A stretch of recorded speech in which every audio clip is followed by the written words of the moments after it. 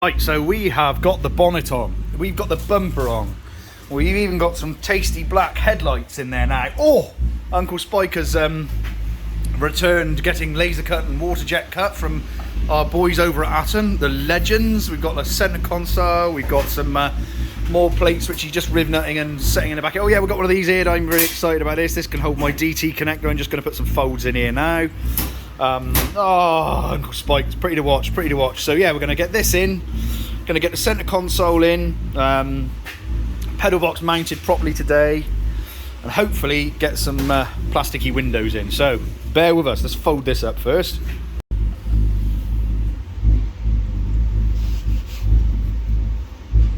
Okay, so that's my little bracket folded up, so we can just drop those two DT connectors in there, bolt them in, and then this will go somewhere up on the bulkhead, and then the rear wiring loom to go to the fuel pumps and the rear lights will run along here through another grommet into the boot, and then that way I can just plug in you know, like the main car harness will be onto there to the rear, so I can just build a harness up to just plug into there to the rear, and this can just stay in the car.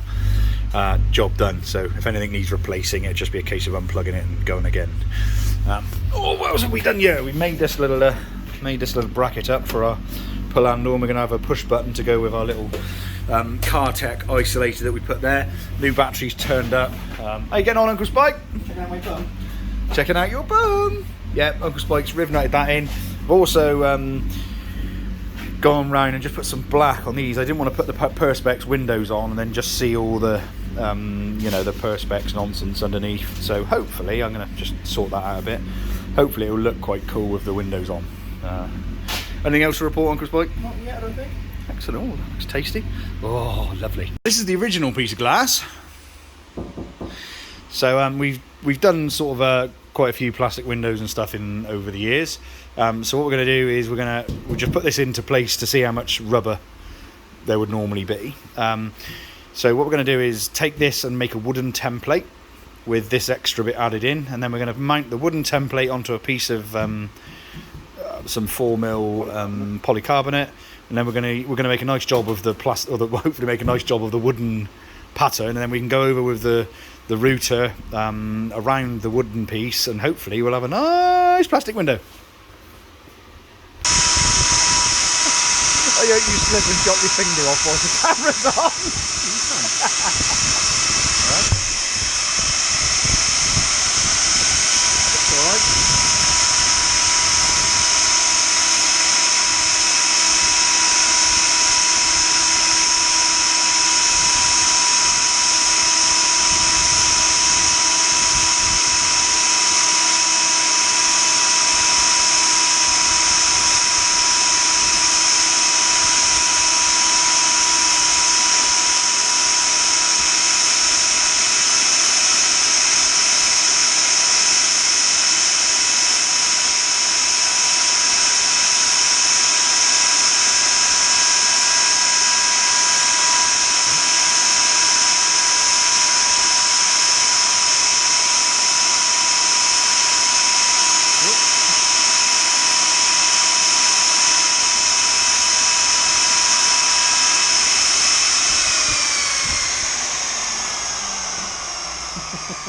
So yeah, like we've used our template we used to machine out our plastic window.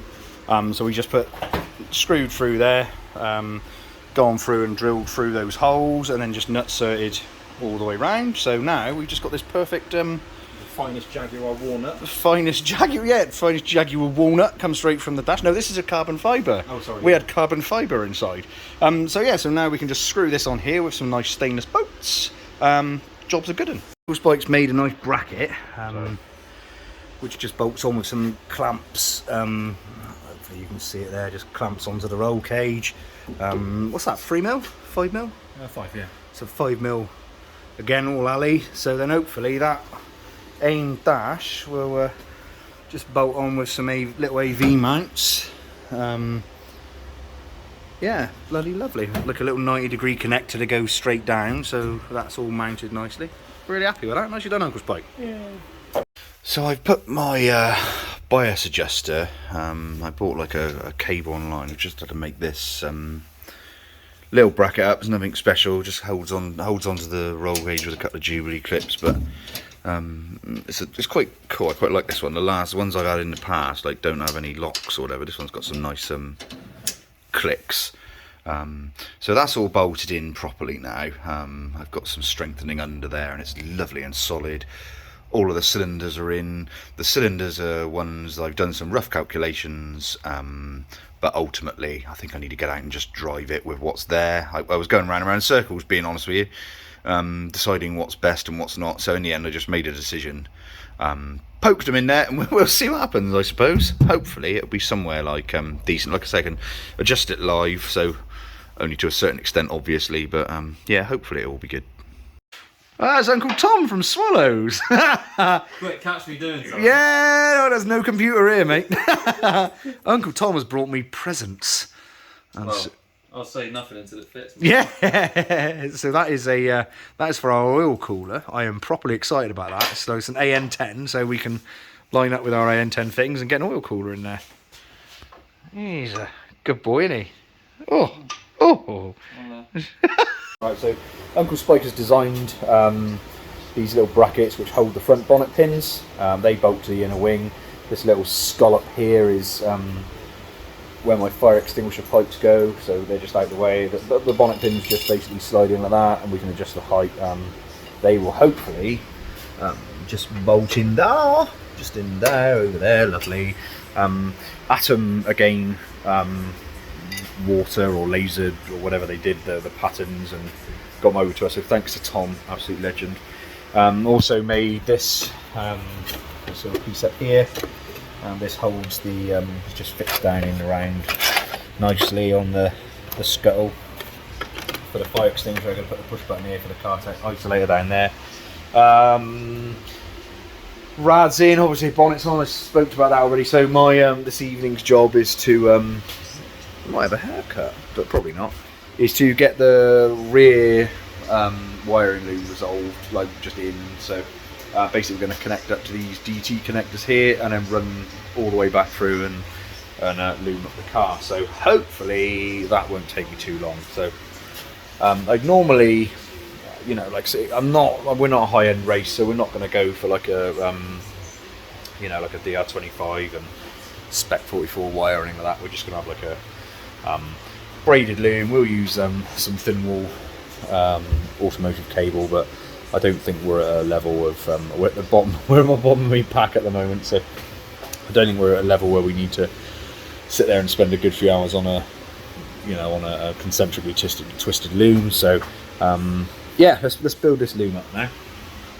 Okay, so I sort of pinned up these DT connectors. So we're gonna start looming this up with some braid. I keep plenty of DT stuff and the crimps for them, so you know, it's hours work. So like I say, I'm going to now braid it, get it bolted in the car. Hopefully make it look nice as well. So we've got Mr. Fox here today, who's he's making me have some nice brackets, because we've only got a couple of weeks now and it's getting a bit dodge.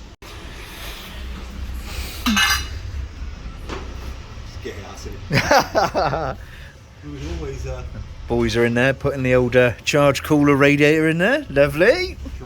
Trying. Chop the end of that down and put in the thread so I can actually hold it up here. Lovely. Mr. Fox loves all this sort of stuff. See what I mean? Yeah. Okay, so we've got the rear plastic window in. Fairly happy. I've used like a small rubber trim around the top. Obviously stainless bolts, nutserts in there. So that's good. So the front windows I've just done. I'm nutting and bolting them. I've spaced them back very slightly. The original trim would have sort of spaced everything. This would have been out slightly and that would have been back. So I've spaced them out to try and get the best of both here. Just so it's half sensible. And I'm just putting some metal trim in the front here, a bit of aluminium again, just sort of nut and bolted in. I'm just going to spray this black. There's a gap there otherwise where the trim would come round. So I've put some sliders in. I've used little supports here just to sort of pull it in round so that it's rounded up and matches the car. So yeah, I've got like a nice slidey window, lots of cool air so that I won't overheat. Yeah, plastic windows pretty much done.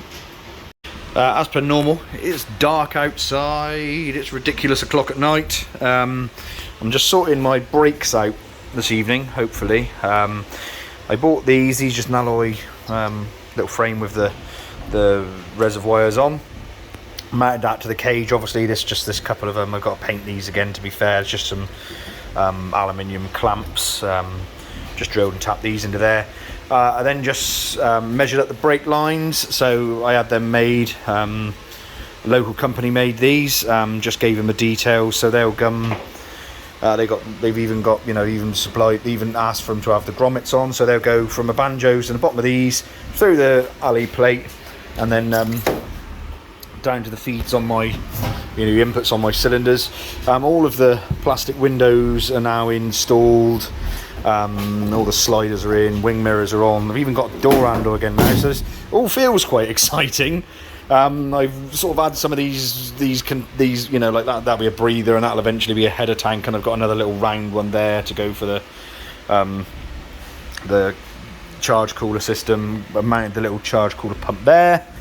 That's all plumbed. Oh, that my brakes, my brake lines are coming to here.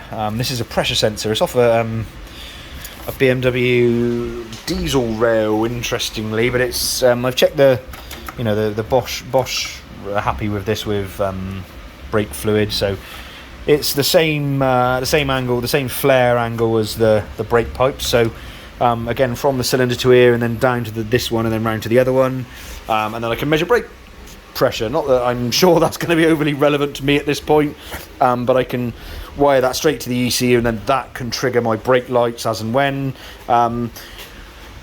This is horrible. I'm not very happy with this, but I needed to, I ideally will have like an induction system to come down here, or the other side, I suppose, ideally with a proper cold air feed, but I'm just running out of time. I've got something like must be like 6 days or something, so that's what I've got just for a minute. So we've just got some air, some filtered air. I know it's, like I say, it's 100% the wrong place, but that's what we're doing for a minute, just temporarily. Everything else is mounted. We've got the oil cooler mounted down in there. Hopefully you can see that sort of the hoses run down into the front of the block like so. Yeah, I think that's about where we're at now. So we're going to be installing some brake lines next. At least we can stop. I guess then we're building the rest of the wiring loom. So yeah, let's finish this off first. Right, I'm gonna end the video here. We've got basically something like 9 days or something until I've just had to push the car out. Sadly I got to do some actual work. But yeah, basically we've got all the hoses are now done, the feed hoses to the brake lines. They all go down into the pedal box down there. Hopefully you can see it. They just run up the side there.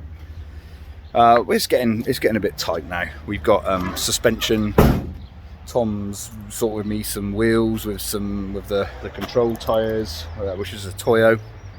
I wanted some. I'm very tired as well. There's lots of hours. I wanted to get some motorsport wheels, but Tom's kindly supplied me some from Swallows, like just some wheels to get me going. I'd like to get some lightweight ones at some point, but the way that the car is going is it's very slow, but it's getting there. It is getting there. So I've got a few evenings work just to try and start putting the rest of the loom together, build the car loom. So that's going to be the engine loom. That's going to be a few evenings, and I'm hoping that Saturday we'll get suspension, all the new brakes on. We've got all new brakes all the way round. Once we've got that on an exhaust, I'm going over to see a friend of mine from over at Phoenix Exhausts, John. He's got some bits and pieces like of a system, bless his heart, that he's made, which we're going to put this on. So hopefully it won't be too noisy. That's our concern, but until we've got it and bolted it in, we ain't going to know. So hopefully Saturday, hopefully some engine loom if I've finished it by then, but the way I feel, I want to go to bed lots. So engine loom, I'm hopefully going to get somewhere like it. all the brakes all the way around, finish off the brake lines, all the pressure side, and the exhaust pipe. That's just a few little jobs for Saturday. Then we'll have like 4 days until we got to leave to go to Silverstone.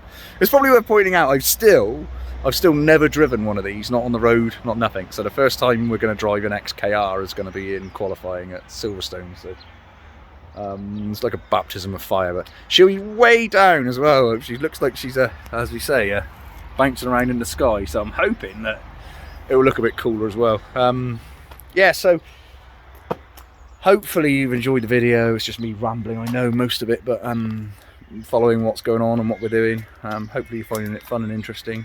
Really genuinely looking forward to the kids' guinea pigs. Hopefully really looking forward to getting it out and about. I hope it works. I hope the engine's good. It's done half a chance then, don't we? So yeah, hopefully see you next time. The next video, I assume it'll be running at least. So yeah, like, subscribe, little bell button, all of those things. Cheers guys.